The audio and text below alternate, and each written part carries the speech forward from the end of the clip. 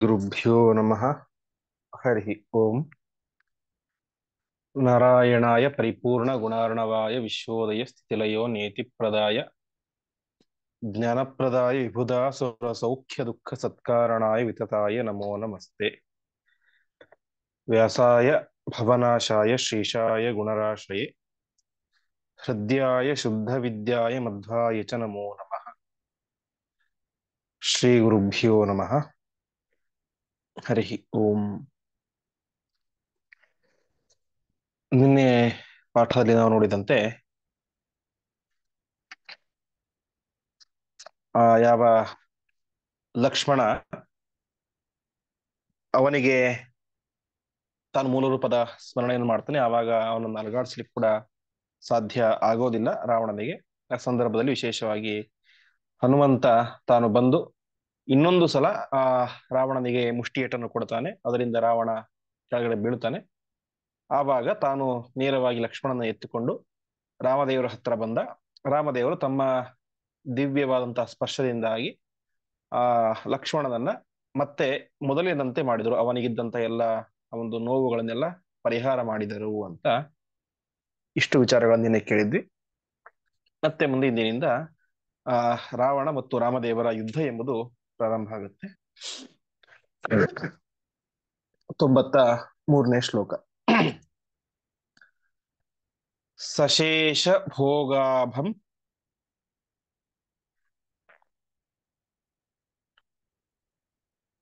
ಅಥೋ ಜನಾರ್ದನ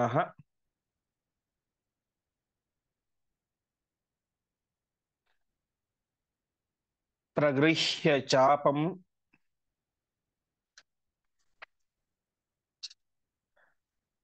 ಸಶರಂ ಪುನಶ್ಚ.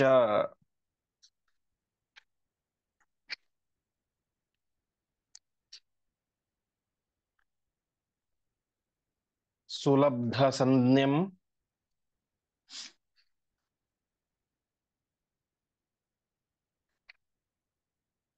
ರಜನೀಚರೇಶಂ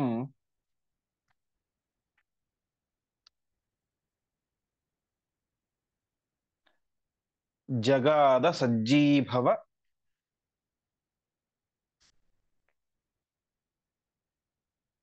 ರಾವಣೇತಿ.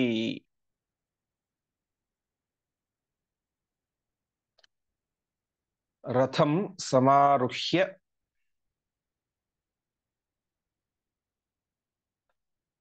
ಪುನಃ ಸ ಕಾರ್ಮುಕಃ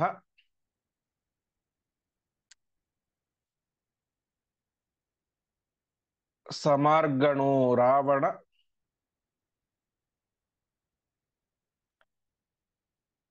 ಆಶು ರಾಮಂ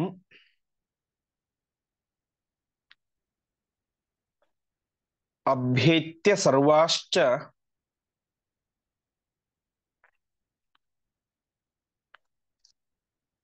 ದಿಶಶ್ಚಕಾರ.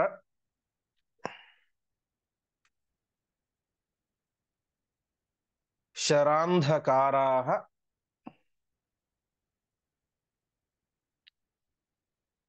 ಪರಮಾಸ್ತ್ರವೇತ್ತ.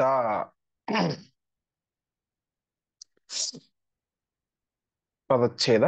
ಸಹ ಶೇಷಭೋಗಾಭಂ ಅಥ ಜನಾರ್ದನಃ ಪ್ರಗೃಹ್ಯ ಚಾಪಂ ಸಶರಂ ಪುನಃ ಚ ಸುಲಬ್ಧಸನ್ಯಂ ರಜನೀಚರೇಶಂ ಜಗಾದ ಸಜ್ಜೀಭವ ರಾವಣ ಇತಿ. ರಥಂ ಸಮಾರುಹ್ಯ ಪುನಃ ಸ ಕಾರ್ಮುಕಃ ಸ ಮಾರ್ಗಣಃ ರಾವಣಃ ಆಶು ರಾಮಂ ಅಭ್ಯೇತ್ಯ ಸರ್ವಾಃ ಚ ದಿಶಃ ಚಕಾರ. ಶರಾಂಧಕಾರಾಃ ಪರಮಾಸ್ತ್ರವೇತ್ತ.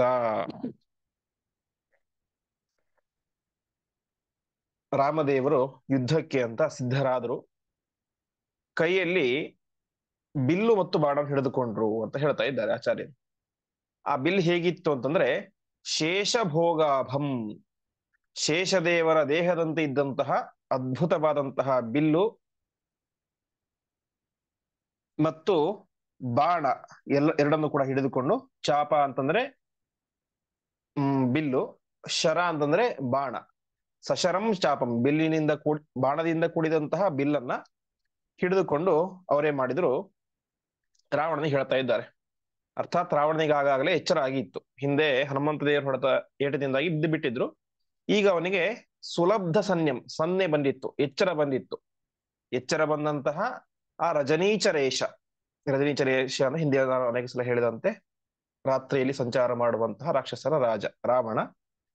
ಆ ಎಚ್ಚರ ಆದಂತಹ ರಾವಣನಿಗೆ ರಾಮದೇವರು ಹೇಳ್ತಾ ಇದ್ದಾರೆ, ಸಜ್ಜೀಭವ ರಾವಣ, ರಾವಣನೇ ಸಜ್ಜಾಗು, ರೆಡಿಯಾಗು, ಯುದ್ಧಕ್ಕೆ ತಯಾರಾಗು ಅಂತ ರಾವಣನಿಗೆ ರಾಮದೇವರು ಹೇಳಿದರು. ಆ ಸಂದರ್ಭದಲ್ಲಿ ತಾನೇ ಮಾಡಿದ, ರಥಂ ಸಮಾರುಹ್ಯ ಪುನಸ್ಸ ಕಾರ್ಮುಕ, ಆ ರಾವಣ ರಥವನ್ನು ಏರಿದ. ಅವನೆಂಥವನು, ರಾವಣನ ಸಾಮಾನ್ಯನಲ್ಲ, ಪರಮಾಸ್ತ್ರವೇತ್ತ, ಶ್ರೇಷ್ಠವಾದಂತಹ ಅಸ್ತ್ರಗಳನ್ನ ತಿಳಿದುಕೊಂಡಂತಹ ದೊಡ್ಡ ವೀರ ಅವನು ರಾವಣ. ಅಂತಹ ರಾವಣ ರಥವನ್ನು ಏರಿದ. ಸ ಕಾರ್ಮುಕ, ಕಾರ್ಮುಕ ಅಂತಂದ್ರೆ ಬಿಲ್ಲು, ಬಿಲ್ಲನ್ನ ಹಿಡಿದುಕೊಂಡ. ಅಷ್ಟು ಮಾತ್ರ ಅಲ್ಲ, ಸ ಮಾರ್ಗಣ, ಮಾರ್ಗಣ ಅಂತಂದ್ರೆ ಬಾಣಕ್ಕೆ ಮಾರ್ಗಣ ಅಂತ ಕರೀತಾರೆ. ಸೊ ಸಮಾರ್ಗಣ ಅಂತಂದ್ರೆ ಬಾಣವನ್ನು ಹಿಡಿದುಕೊಂಡ. ಹೀಗೆ ಬಿಲ್ಲು ಬಾಣಗಳನ್ನು ಹಿಡಿದುಕೊಂಡು ಆದಷ್ಟು ಬೇಗನೆ ಅವನೇ ಮಾಡಿದ, ರಾಮಂ ಅಭ್ಯೇತ್ಯ, ರಾಮನ ಹತ್ರ ಬಂದ. ರಾಮನ ಹತ್ರ ಬಂದು ತಾನೇ ಮಾಡಿದ, ಸರ್ವಾಶ್ಚ ದಿಶಃ, ಎಲ್ಲ ದಿಕ್ಕುಗಳನ್ನು ಕೂಡ ಶರಾಂಧಕಾರ ಚಕಾರ, ಬಾಣಗಳಿಂದಾಗಿ ಎಲ್ಲ ಕಡೆ ಕತ್ತಲು ತುಂಬುವಂತೆ ಮಾಡಿಬಿಟ್ಟ ಅಂತ. ಅರ್ಥಾತ್ ಅಷ್ಟು ಅಸಂಖ್ಯಾತವಾದಂತಹ ಬಾಣಗಳನ್ನ ತಾನು ಪ್ರಯೋಗ ಮಾಡಿದ. ಅದರಿಂದಾಗಿ ಬೆಳಕೆ ಭೂಮಿಗೆ ಬೀಳದಂತೆ ಆಯಿತು. ಆ ರೀತಿಯಾಗಿ ಎಲ್ಲ ಕಡೆ ಕತ್ತಲು ಆವರಿಸುವಂತೆ ಮಾಡಿಬಿಟ್ಟ ಶ್ರೇಷ್ಠ ಅಸ್ತ್ರವನ್ನು ಪ್ರಯೋಗ ಮಾಡುವಂತಹ ರಾವಣ. ಮತ್ತೇನಾಯಿತು, ರಥೇ ಸ್ಥಿತೇಸ್ಮಿನ್ ರಜನೀಚರೇಶೆ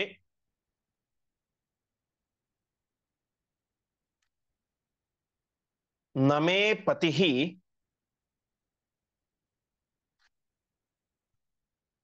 ಭೂಮಿತಲೆ ಸ್ಥಿತ ಸ್ಯಾತ್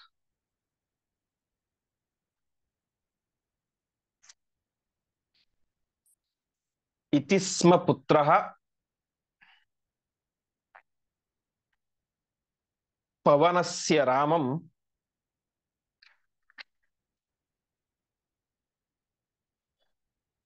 ಸ್ಕಂಧಂ ಸಮಾರೋಪ್ಯ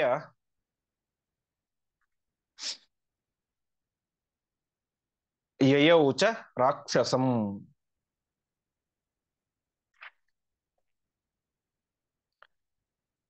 ಪ್ರಹಸ್ಯ ರಾಮೋಸ್ಯ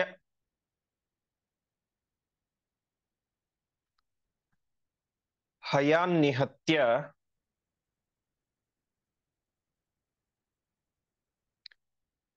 ಸೂತಂ ಚ ಕೃತ್ವಾ ತಿಲಶಃ ರಥಂ ಧ್ವಜಂ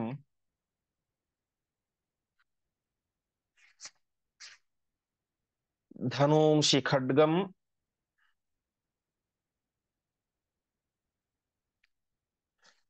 ಸಕಲಾಯುಧಾನಿ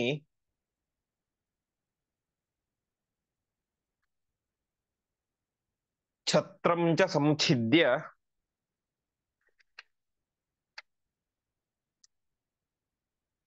ಚಕರ್ತ ಮೌಲಿಂ.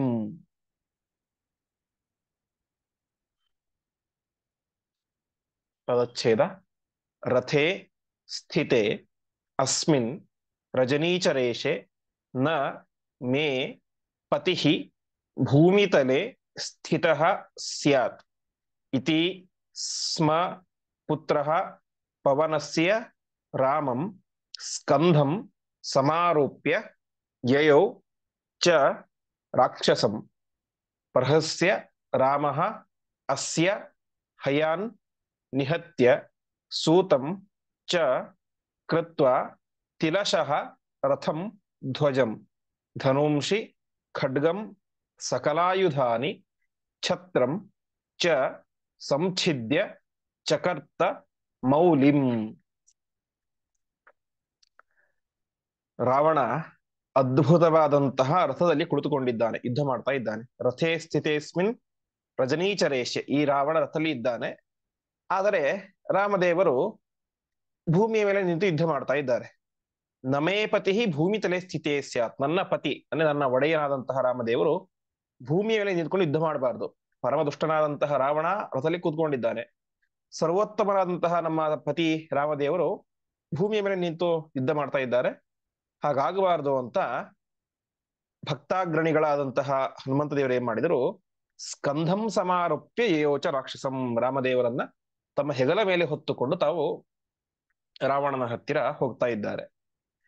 ಆವಾಗ ರಾಮದೇವರು ಪ್ರಹೃಸ್ಯ ಸ್ವಲ್ಪ ನಕ್ಕು ತಾವೇ ಮಾಡ್ತಾ ಇದ್ದಾರೆ, ಆ ರಾವಣನ ಹಯಾನ್ಯಹತ್ಯ, ರಥಕ್ಕೆ ಕಟ್ಟಿದಂತಹ ಎಲ್ಲ ಕುದುರೆಗಳನ್ನು ಕೊಂದು ಹಾಕಿದರು. ಸೂತಂಚ ಕೃತ್ವ, ಸೂತನನ್ನು ಅಂದ್ರೆ ಸಾರಥಿಯನ್ನು ಸಂಹಾರ ಮಾಡಿದರು. ರಥಂ ಧ್ವಜಂ ಚ ತಿಲಶಃ ಕೃತ್ವ, ಆ ರಾವಣನ ರಥ ಮತ್ತು ಧ್ವಜ ಎರಡನ್ನೂ ಕೂಡ ತಿಲಶಃ ಕೃತ್ವ, ತಿಲ ಅಂತಂದ್ರೆ ಎಳ್ಳು ಅಂತ, ಇನ್ನೊಂದು ಅರ್ಥ ಪುಡಿ ಪುಡಿ ಚೂರು ಚೂರು ಅಂತ. ಅವನ ರಥವನ್ನ ಧ್ವಜವನ್ನ ಪುಡಿ ಪುಡಿ ಮಾಡಿ ಹಾಕಿಬಿಟ್ರು. ಅಷ್ಟು ಮಾತ್ರ ಅಲ್ಲ, ಧನೂಂಷಿ ಖಡ್ಗಂ ಸಕಲಾಯುಧಾನಿ, ಅವನ ಬಿಲ್ಲನ್ನ ಮತ್ತು ಖಡ್ಗವನ್ನ, ಅವನ ಹತ್ತಿರ ಏನೇನು ಆಯುಧಗಳಿತ್ತವೋ ಆ ಎಲ್ಲಾ ಆಯುಧಗಳನ್ನು ಕೂಡ, ಮತ್ತು ಛತ್ರ, ರಾಜರಿಗೆ ಇರುವಂತಹ ಶ್ವೇತ ಛತ್ರ, ಬಿಳಿಯಾದಂತಹ ಛತ್ರ, ಅದನ್ನೂ ಕೂಡ ಏನ್ ಮಾಡಿದ್ರು, ಸಂಛಿದ್ಯ ಕತ್ತರಿಸಿ ಹಾಕಿದರು. ಅಷ್ಟು ಮಾತ್ರ ಅಲ್ಲ, ಚಕರ್ತ ಮೌಲಿಂ, ಅವನ ತಲೆಯ ಮೇಲಿದ್ದಂತಹ ಕಿರೀಟವನ್ನು ಕೂಡ ಪೀಸ್ ಪೀಸ್ ಮಾಡಿ ಹಾಕಿಬಿಟ್ರು. ಹೀಗೆ ರಾಮದೇವರು ಹನುಮಂತನ ಹೆಗಲ ಮೇಲೆ ಕೂತ್ಕೊಂಡು ರಾವಣನ ಕುದುರೆ, ಸಾರಥಿ, ಕಿರೀಟ, ಖಡ್ಗ, ಧನುಸ್ಸು ಎಲ್ಲವನ್ನು ಕೂಡ ಪುಡಿ ಪುಡಿ ಮಾಡಿ ಹಾಕಿಬಿಟ್ರು. ಮುಂದೆ ಕರ್ತವ್ಯ ಮೂಢಂ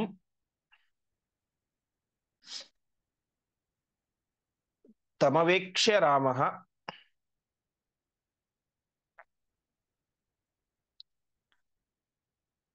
ಪುನರ್ಜಗಾದಾಶು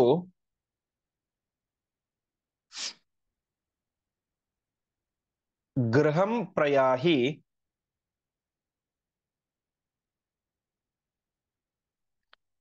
ಸಮಸ್ತ ಭೋಗಾನ್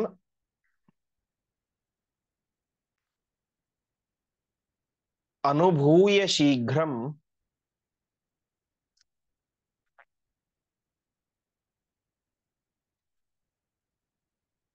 ಪ್ರತೋಷ್ಯ ಬಂಧೂನ್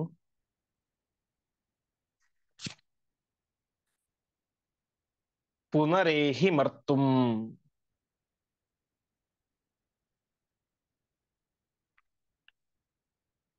ಪದಚ್ಛೇದ. ಕರ್ತವ್ಯ ಮೂಢಂ ತಂ ಅವೇಕ್ಷ್ಯ ರಾಮ ಪುನಃ ಜಗಾದ ಆಶು ಗೃಹಂ ಪ್ರಯಾಹಿ ಸಮಸ್ತ ಭೋಗಾನ್ ಅನುಭೂಯ ಶೀಘ್ರಂ ಪ್ರತೋಷ್ಯ ಬಂಧೂನ್ ಪುನಃ ಏಹಿ ಮರ್ತುಂ. ಸಾರಥಿ ಇಲ್ಲ, ಕುದುರೆ ಇಲ್ಲ, ತಲೆ ಮೇಲಿದ್ದಂತಹ ಕಿರೀಟವೂ ಇಲ್ಲ, ಶ್ವೇತ ಛತ್ರ ಅದು ಕೂಡ ಇಲ್ಲ. ಆವಾಗ ರಾವಣನಿಗೆ ಕರ್ತವ್ಯ ಮೂಢ ಅಂದ್ರೆ ಏನ್ ಮಾಡ್ಬೇಕಂತ ತೋಚಲಿಲ್ಲ. ಅಂತಹ ರಾವಣನನ್ನ ನೋಡಿದಂತಹ ರಾಮದೇವರು ಹೇಳ್ತಾ ಇದ್ದಾರೆ, ಗೃಹಂ ಪ್ರಯಾಹಿ, ರಾವಣ ಬೇಗ ಮನೆಗೆ ಹೋಗು. ಸಮಸ್ತ ಭೋಗ ಅನುಭೂಯ, ಏನೇನು ಭೋಗ ಅನುಭವಿಸ್ಬೇಕು ಅನ್ಕೊಂಡಿದ್ಯೋ ಎಲ್ಲ ಭೋಗಗಳನ್ನು ಅನುಭವಿಸು, ಎಲ್ಲ ಸುಖಗಳನ್ನು ಅನುಭವಿಸು. ಪ್ರತೋಷ್ಯ ಬಂಧುನ್, ಎಲ್ಲ ಬಂಧುಗಳನ್ನು ಕೂಡ ಚೆನ್ನಾಗಿ ಸುಖಪಡಿಸು. ಸುಖಪಡಿಸಿ ಪುನಃ ಏಹಿ ಮರ್ತುಂ, ನನ್ನ ಕೈಲಿ ಸಾಯ್ಲಿಕ್ಕೆ ಮತ್ತೆ ಬಾ ಅಂತ ಹೇಳ್ತಾ ಇದ್ದಾರೆ. ಅಂದ್ರೆ ಅವನಿಗೊಂದು ರೀತಿ ಛೇಡಿಸ್ತಾ ಇದ್ದಾರೆ, ನೀವು ಸಾಯೋದು ನಿಶ್ಚಿತ, ಇನ್ನು ನಿನಗೆ ಮತ್ತೆ ಸುಖ ಅನುಭವಿಸ್ಲಿಕ್ಕೆ ಆಗೋದಿಲ್ಲ. ಹಾಗಾಗಿ ಏನೇ ಸುಖ ಅನುಭವಿಸ್ಬೇಕು ಅನ್ಕೊಂಡಿದ್ದೀಯೋ ಎಲ್ಲ ಸುಖಗಳನ್ನು ಕೂಡ ಆದಷ್ಟು ಬೇಗ ಮನೆಗೆ ಹೋಗಿ ಅನುಭವಿಸ್ಬಿಡು, ಮತ್ತೆ ನನ್ನ ಹತ್ತಿರ ಸಾಯ್ಲಿಕ್ಕೆ ರೆಡಿಯಾಗಿ ಬಾ. ಮರ್ತುಂ ಪುನಃ, ಮರ್ತುಂ ಅಂದ್ರೆ ಸಾಯ್ಲಿಕ್ಕೆ ಅಂತ, ಸಾಯ್ಲಿಕ್ಕೆ ಆದಷ್ಟು ಬೇಗ ನನ್ನ ಮುಂದೆ ಬಾ ಎಂಬುದಾಗಿ ರಾವಣನಿಗೆ ರಾಮದೇವರು ಹೇಳ್ತಾ ಇದ್ದಾರೆ. ಮುಂದೆ ಇತೀರಿತೋ ವಾಗ್ವದನಃ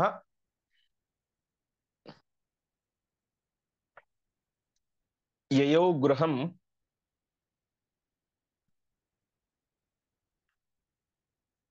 ವಿಚಾರ್ಯ ಕಾರ್ಯಂ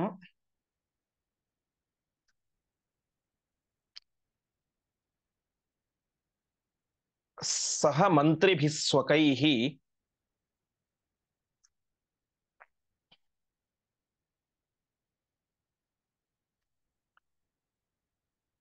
ಹತಾವಶೇಷೈರಥ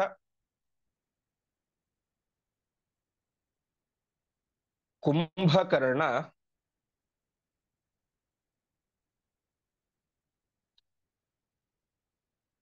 ಪ್ರಬೋಧನಾಯಾಶು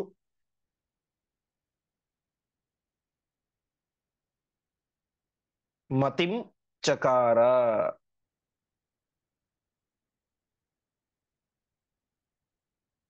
ಪದಚ್ಛೇದ. ಇತೀರಿತ ಇತಿ ಈರಿತಃ ಅವಾಗ್ವದನಃ ಯಯೌ ಗೃಹಂ ವಿಚಾರ್ಯ ಕಾರ್ಯಂ ಸಹ ಮಂತ್ರಿಭಿಃ ಸ್ವಕೈಃ ಹತಾವಶೇಷೈಃ ಅಥ ಕುಂಭಕರ್ಣ ಪ್ರಬೋಧನಾಯ ಆಶು ಮತಿಂ ಚಕಾರ. ಇಷ್ಟು ಹೇಳಿದಾಗ ರಾವಣನಿಗೆ ಅಷ್ಟು ಕಪಿಗಳ ಮುಂದೆ ರಾಕ್ಷಸರ ಮುಂದೆ ಮರ್ಯಾದೆ ಹೋಯಿತು. ಅವನೇ ಮಾಡಿದ ಅವಾಗ್ವದನಃ. ಅವಾಕ್ ಅಂದ್ರೆ ಕೆಳಗೆ, ವದನ ಅಂದ್ರೆ ಮುಖ. ಮುಖವನ್ನ ಕೆಳಗಡೆ ಹಾಕಿಕೊಂಡು ತಾನೇ ಮಾಡಿದ ತನ್ನ ಗೃಹಂ ಯಯೋ ತನ್ನ ಮನೆಗೆ ಹೋದ. ಹೋದವನೇನ್ ಮಾಡಿದ ಮಂತ್ರಿಭಿಹಿ ಸ್ವಕೈಹಿ ವಿಚಾರ್ಯ ಹತಾವಶೇಷೈಹಿ ವಿಚಾರ ಮಾಡಿದ ಮಂತ್ರಿಗಳ ಜೊತೆಗೆ. ಆ ಮಂತ್ರಿಗಳೆಂಥವರು ಹತ ಅವಶೇಷೈಹಿ, ನಾವು ಕನ್ನಡದಲ್ಲಿ ಹೇಳ್ತೇವೆ ಅಳಿದುಳಿದವರು ಅಂತ. ಅಳಿದು ಉಳಿದವರು, ಅಳಿದು ಅಂದ್ರೆ ನಾಶವಾಗಿ ಉಳಿದವರು, ಅರ್ಥಾತ್ ಬೇರೆಲ್ಲ ನಾಶ ಆಗ್ಬಿಟ್ಟಿದ್ರೆ ಇವ್ರು ಮಾತ್ರ ಸ್ವಲ್ಪ ಏನೋ ಸೇಫ್ ಆಗಿದ್ದಾರೆ ಅಂತ. ಹಾಗೆ ಹತ ಅವಶೇಷೈಹಿ ಅಳಿದುಳಿದಂತಹ ತನ್ನ ಮಂತ್ರಿಗಳಿಂದಾಗಿ ವಿಚಾರ ಮಾಡಿದ ಮುಂದೇನ್ ಮಾಡಬೇಕು ಅಂತ. ಕಾರ್ಯಂ ವಿಚಾರ್ಯ ಮುಂದೇನ್ ಮಾಡಬೇಕು ಅಂತ ವಿಚಾರ ಮಾಡಿದ. ಅವಾಗ ಎಲ್ಲರ ಸೂಚನೆಯಂತೆ ಕುಂಭಕರ್ಣ ಪ್ರಬೋಧನಾಯ ಆಶು ಮತಿಂ ಚಕಾರ. ತನ್ನ ಸಹೋದರನಾದಂತಹ ಕುಂಭಕರ್ಣನನ್ನ ಎಬ್ಬಿಸಬೇಕು ಅಂತ ತೀರ್ಮಾನ ಮಾಡಿದ. ಕುಂಭಕರ್ಣ ರಾವಣನ ಸಹೋದರ, ನಿದ್ದೆಗೆ ಅತ್ಯಂತ ಪ್ರಸಿದ್ಧನಾದಂತಹ ವ್ಯಕ್ತಿ. ಈ ಕುಂಭಕರ್ಣನ ಬಗ್ಗೆ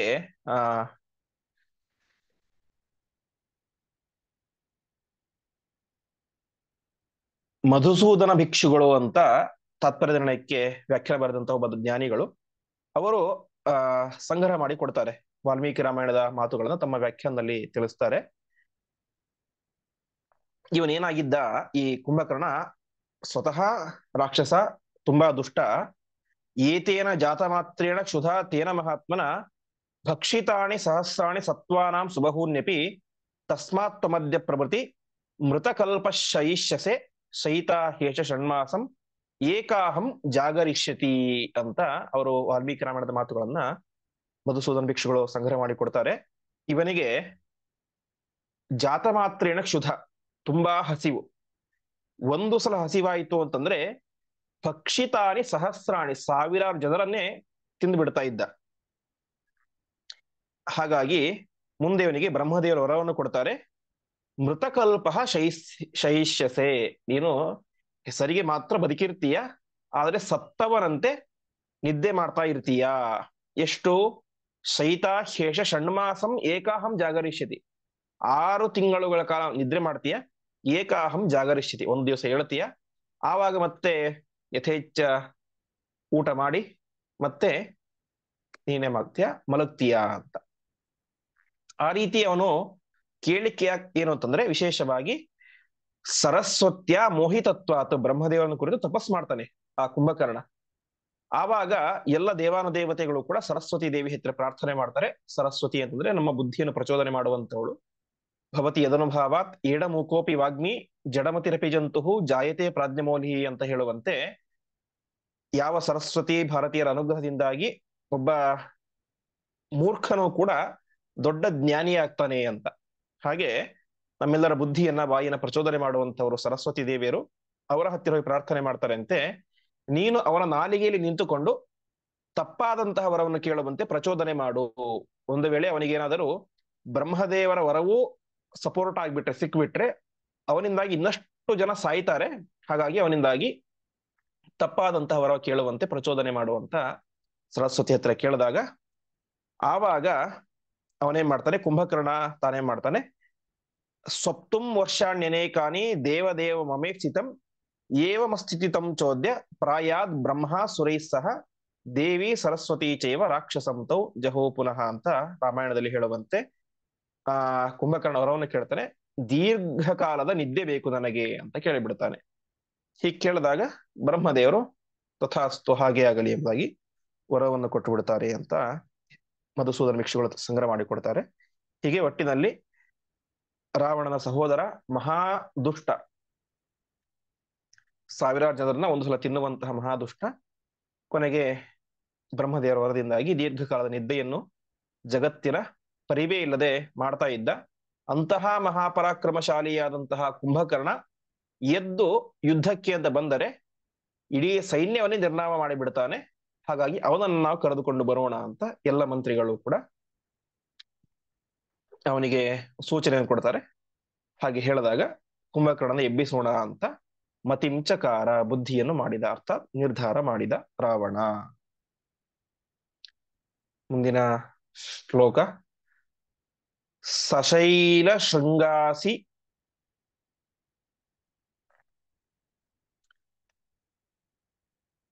ಪರಶ್ವಧಾಯುಧೈಃ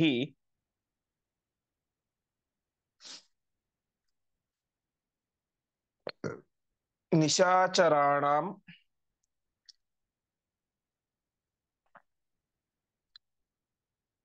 ಅಯುತೈರನೇಕೈಃ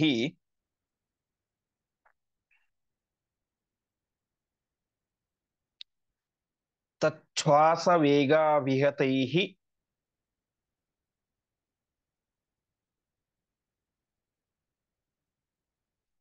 ಕಥಂಚಿತ್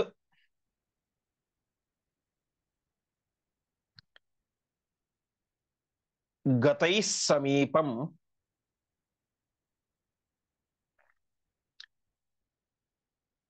ಕಥಮಪ್ಯಬೋಧಯತ್.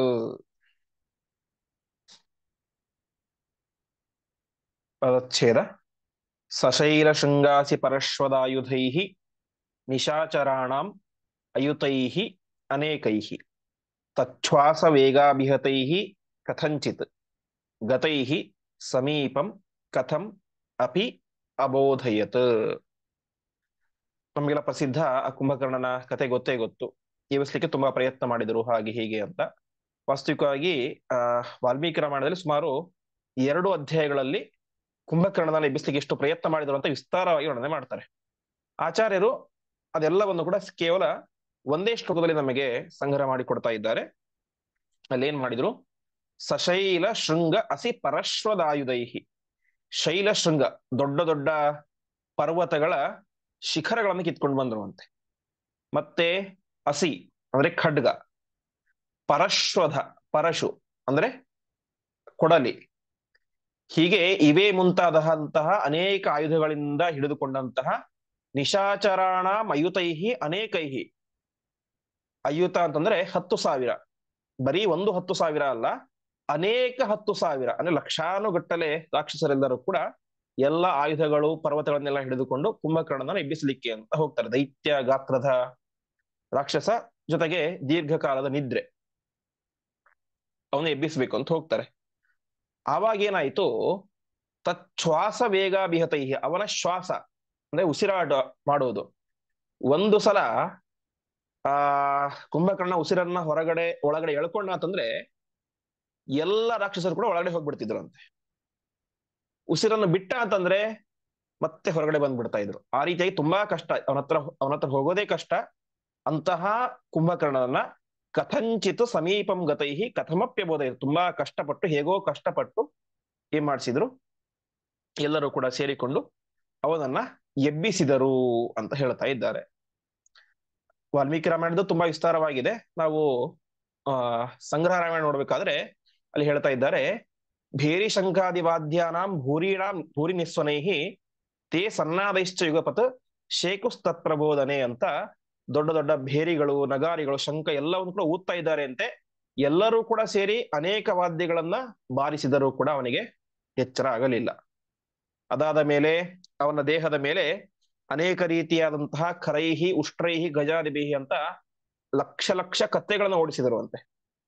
ಅನೇಕ ಆನೆಗಳು, ಒಂಟೆಗಳು ಏನು ಮಾಡಿಸಿದರೂ ಕೂಡ ಎಚ್ಚರ ಆಗಲಿಲ್ಲ. ಕೆಲವರು ಕೇಚಿತ್ ಕೇಶಾನ್ ಪರೇಶ್ವಶ್ರೋನ್, ಅವನ ತಲೆಗೂದಲುಗಳನ್ನ ಕೈಯಿಂದ ಕಿತ್ತಿದರು, ಮೀಸೆಗಳನ್ನ ಕಿತ್ತಿದರು, ಊರುಗಳನ್ನ ಕಿತ್ತಿದರು. ಎರಡೂ ಕಿವಿಗಳ ಒಳಗಡೆ ಶತಕುಂಭೈ ರತಾಂಭಾಸಿ ಸಿಂಚಂತಿ ಸ್ಮಸ್ಯಕರ್ಣಯೋ ಅಂತ, ಹೇಗೂ ಸಮುದ್ರ ಹತ್ರ ಇದೆ, ರಾಕ್ಷಸರೆಲ್ಲರೂ ಕೂಡ ದೊಡ್ಡ ದೊಡ್ಡ ಕೊಡಗಳಲ್ಲಿ ನೀರು ತುಂಬಿಕೊಂಡ್ಬಂದು ಅವನ ಕಿವಿಗೆ ಹಾಕ್ಲಿಕ್ಕೆ ಶುರು ಮಾಡಿದ್ರು ಅಂತೆ. ಎಷ್ಟು ಕಿವಿಗೆ ಹಾಕಿದರೂ ಕೂಡ ಆ ನೀರೆಲ್ಲವೂ ಕೂಡ ಒಳಗಡೆ ಹೋಯ್ತು ಹೊರತು ಅವನಿಗೆ ಎಚ್ಚರವಂತೂ ಸರ್ವಥ ಆಗಲಿಲ್ಲ. ಕೊನೆಗೆ ಮಾಡಿದರು, ಪುನರೇ ವಾಯುಧೈಹಿ ಘೋರೈಹಿ ಚಿಚ್ಚಿದು ಕ್ರೋಧ ಮೂರ್ಛಿತ ಅಂತ ಇವರಿಗೂ ಸಿಟ್ಟು ಬಂದ್ಬಿಡ್ತು ರಾಕ್ಷಸರಿಗೆ. ಎಷ್ಟೊಂದು ಪ್ರಯತ್ನ ಮಾಡೋ ಏನ್ ಮಾಡಿದ್ರು ಹೇಳ್ತಾನೆ ಇಲ್ಲ ಅಂತ ಕೊನೆಗೆ ತಮ್ಮ ಕೈಯಲ್ಲಿದ್ದಂತಹ ಆಯುಧಗಳಿಂದಾಗಿ ಅವನಿಗೆ ಜೋರಾಗಿ ಚುಚ್ಚಿದರು ಅಂತೆ. ಆದರೂ ಎಚ್ಚರ ಇಲ್ಲ. ಕೊನೆಗೆ ತಪ್ತ ತೈಲೈಹಿ ಅಯಃಪಿಂಡೈಹಿ, ಚೆನ್ನಾಗಿ ಕಾದಂತಹ ಎಣ್ಣೆಯನ್ನ ಅವನ ಮೈ ಮೇಲೆ ಹಾಕಿದ್ರು, ಆದರೂ ಎಚ್ಚರ ಇಲ್ಲ. ಕೊನೆಗೆ ಅಯಃಪಿಂಡೈಹಿ, ಬೆಂಕಿಯಲ್ಲಿ ಕಾಸಿದಂತಹ ಕಬ್ಬಿಣದ ಉಂಡೆಗಳನ್ನ ಅವನ ಮೇಲೆ ಹಾಕಿದರು, ಆದರೂ ಇಲ್ಲ. ಪಾರ್ಷ್ಣಿ ಪ್ರಧಾನೈಹಿ, ದೊಡ್ಡ ದೊಡ್ಡ ಶೂಲಗಳನ್ನು ತೆಗೆದುಕೊಂಡೋಗಿ ಅವನ ಮೈ ಮೇಲೆ ಬರೆ ಹಾಕಿದರು ಅಂತೆ, ಆದರೂ ಎಚ್ಚರ ಇಲ್ಲ. ಅಯೋದಂಡ ವಿಘಾತೈಸ್ತ, ದೊಡ್ಡ ದೊಡ್ಡ ಕಬ್ಬಿಣದ ಸರಪಳಿಗಳಿಂದಾಗಿ ಅವನಿಗೆ ಹೊಡೆದರು, ಆದರೂ ಇಲ್ಲ. ಮತ್ತೇನಾಯ್ತು, ಅವನಿಗೆ ಎಚ್ಚರ ಆಗ್ತಾ ಇಲ್ಲ. ಆ ಕಡೆ ಈ ಕಡೆ ಕೈ ಆಡಿಸ್ತಾ ಇದ್ದಾನೆ. ಒಂದು ಸಲ ಕೈ ಹೀಗೆ ಮಾಡಿದ ಅಂತಂದ್ರೆ ಆ ಕೈ ಕೆಳಗಡೆ ಬಿದ್ದುಕೊಂಡು ಸಾವಿರಾರು ಜನ ರಾಕ್ಷಸರು ಸತ್ತೇ ಹೋಗಿಬಿಟ್ರು. ಅನೇಕರು ತಮ್ಮ ಅಂಗಾಂಗಗಳನ್ನು ಕಳೆದುಕೊಂಡ್ರು ಅಂತೆಲ್ಲ ವಿಸ್ತಾರವಾಗಿ ವರ್ಣನೆ ಮಾಡ್ತಾರೆ. ಒಂದು 10 ಶ್ಲೋಕಗಳಲ್ಲಿ ಸಂಗ್ರಹ ರಾಮಾಯಣದಲ್ಲಿ ವರ್ಣನೆ ಮಾಡ್ತಾರೆ. ಹೀಗೆ ಒಟ್ಟಿನಲ್ಲಿ ಆ ಕುಂಭಕರ್ಣನ ಎಬ್ಬಿಸಬೇಕು ಅಂತ ತುಂಬಾ ಪ್ರಯತ್ನ ಮಾಡಿದ್ರು. ಕೊನೆಗೆ ಹೇಗೋ ಒಂದು ಪ್ರಯತ್ನದಲ್ಲಿ ತಾವು ಸಫಲರಾಗಿ ಕುಂಭಕರ್ಣನಿಗೆ ಎಚ್ಚರ ಆಯಿತು.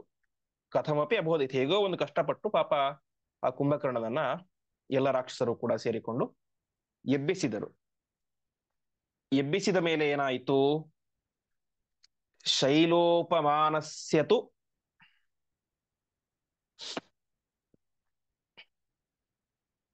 ಮಾಂಸರಾಶೀನ್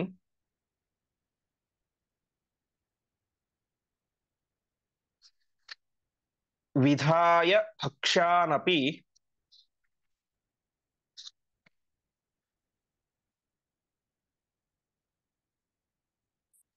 ಶೋಣಿತಹ್ರದಾನ್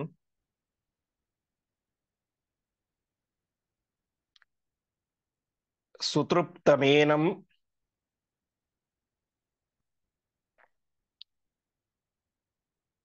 ಪರಮಾದರೇಣ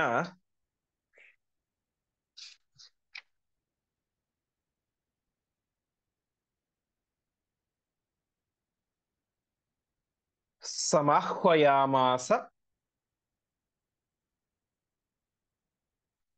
ಸಭಾತಲಾಯ.